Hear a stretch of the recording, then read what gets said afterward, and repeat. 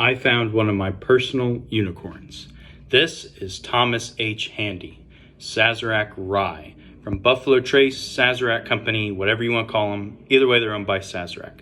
Now, this is a very, very sought after bottle that's part of the BTAC, the Buffalo Trace Antique Collection lineup that kind of pays homage to all the major figures within the Sazerac or the Buffalo Trace Company. And Thomas H. Handy was actually a bartender from New Orleans, Maryland or so, but he eventually ended up in New Orleans and rearranged the Sazerac cocktail from the French brandy to whatever rye American whiskey that he put in it, and it took off from there with rye whiskey, bitters, a couple other things.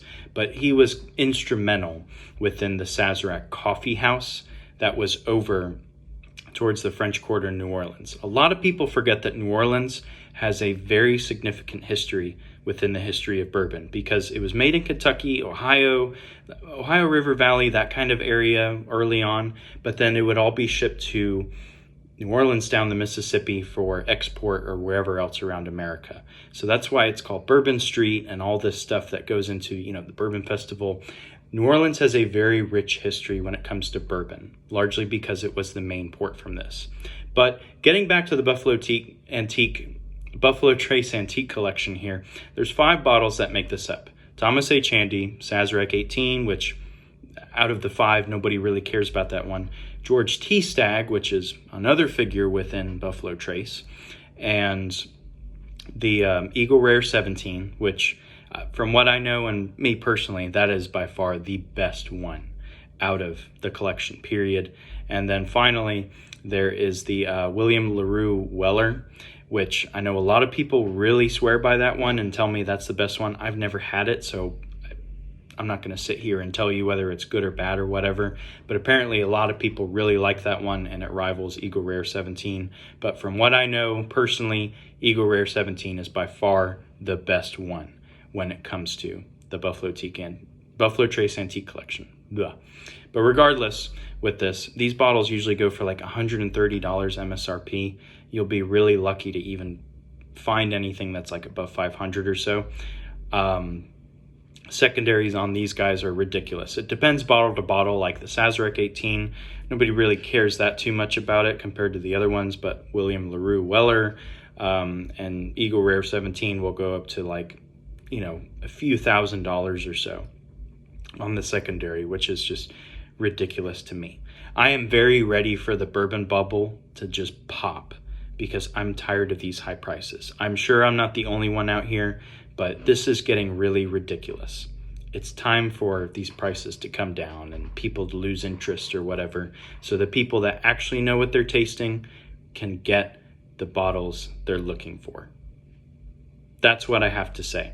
But regardless, let's get into the tasting notes of this. So obviously, I've already opened this up, and I gotta say there was a very full cork on this guy. Incredibly good. But with this, I don't know what year this is, but the proof on this is 124.9. Typically on the Buffalo Trace Antique Collection, the BTAC, the proof determines or is an indicator of what year it is. This one, I don't know, but that doesn't deter me. Personally, this is my favorite at the moment of the BTAC collection that I can really get. Eagle Rare 17 is always going to be my favorite, but out of what I can realistically find at a good price, this is it. So we'll have a nice pour here. And keep in mind, this is a rye. So the BTAC collection isn't just bourbons, even though Buffalo Trace is largely a bourbon company. They are still owned by Sazerac. So it encompasses all of the history of both of those companies. Keep that in mind with a lot of the branding and what you're getting. So this is a rye. If there's corn or whatever in this, but it's mostly rye, some malted barley, stuff like that. Very, very nice here. So the color here is it's a very nice orange, almost like that. It's like a apricot, lots of fruit, a very fruity color looking at this thing. Not an amber, not a bronze, not a butterscotch.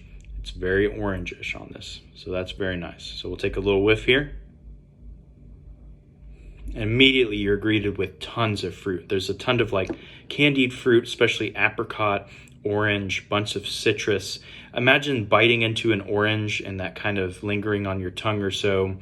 that orange juice from that is just incredible on this. But a little bit of a punch, a little bit of a rye or so on this, obviously. But the fruit is really dominant on the nose. So we'll take a taste right here. We drink today because tomorrow we die.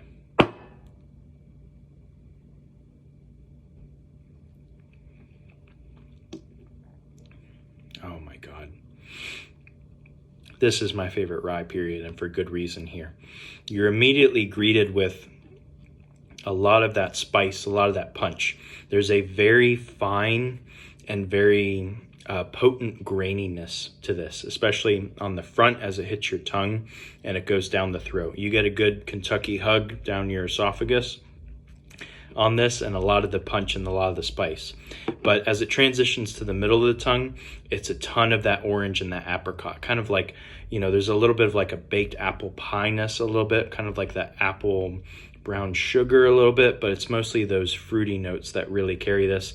And kind of think of a tons of these herbs and spices that you can think of, some clove and a bunch of other things such as that hit you with that spiciness as it carries over the tongue to the back of the throat here.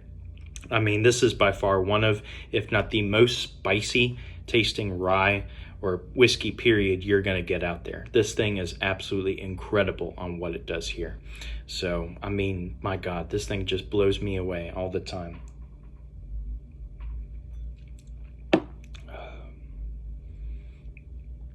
That fruit and you get like that signature Buffalo Trace syrupiness in there too, for whatever reason too.